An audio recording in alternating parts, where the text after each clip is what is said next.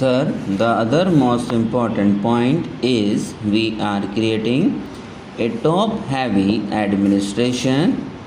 It is said that every trustee should have a salary equal to that of a Supreme Court judge. Then will this not create heartburning in the people who work there in the lower cadres? They are suffering. As one of my honorable friends has pointed out, many of the staff artists do not get pension, they do not get a proper pay, and no sound personnel policy has been established for thousands of artists who are working in this country.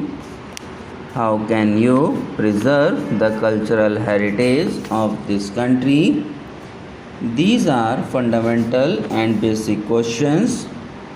Then, sir, coming to another aspect, you will also have to consider that if we do what the committee has suggested, that there should be two agencies of AIR and Doordarshan amalgamated into one national trust. It is not the policy followed in any democratic country of the world.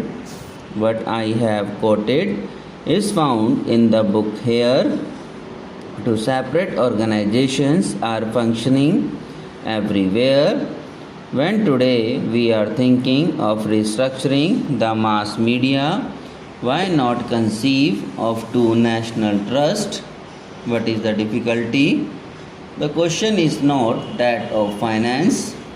If we can have 11 trustees in place of 22 trustees, why can't we have two national trusts? The problems of both are different. We require ratio in remote villages, that is the first priority in the broadcasting program.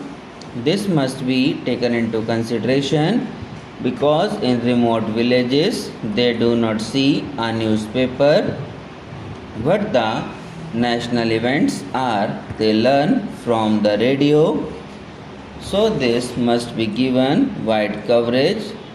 Suppose the National Broadcasting Trust is formed, it has to be given some fixed representation in the policy of the government.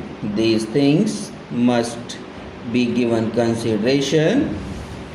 The national priorities in the mass media need to be considered in providing the radio coverage all throughout the country in shortest possible time.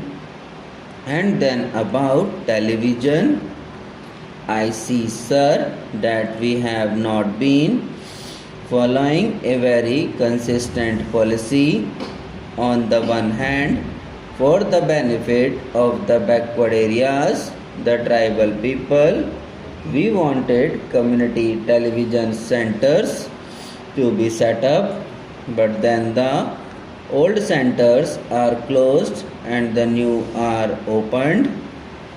What is the value of this if you do not have a continuous program? You are requested to make a very strong case for it. The most important question I humbly feel is that we must consider the development of other countries. We may not copy them because we have our own problems. What I was saying is that not only should there be zonal committees, but also there must be some sort of state level committees. I feel that if at least there are state level autonomous bodies, it will be ideal for the country with multilingual problems. A central trust would be controlling the national service. Today also, in the new structural setup, foreign programs proposed to be controlled by the government of India. Nobody denies it. All the countries in the world follow this policy, and it is not a small state where one language is there or some thousands of people are there. So we should think of having a wide coverage and the national goal being achieved. If we think of centralizing, it is in effect what we have said in the zonal committees. It is in effect what we have said in the zonal committees when the director will be coming to the executive body, but it does not solve all the problems.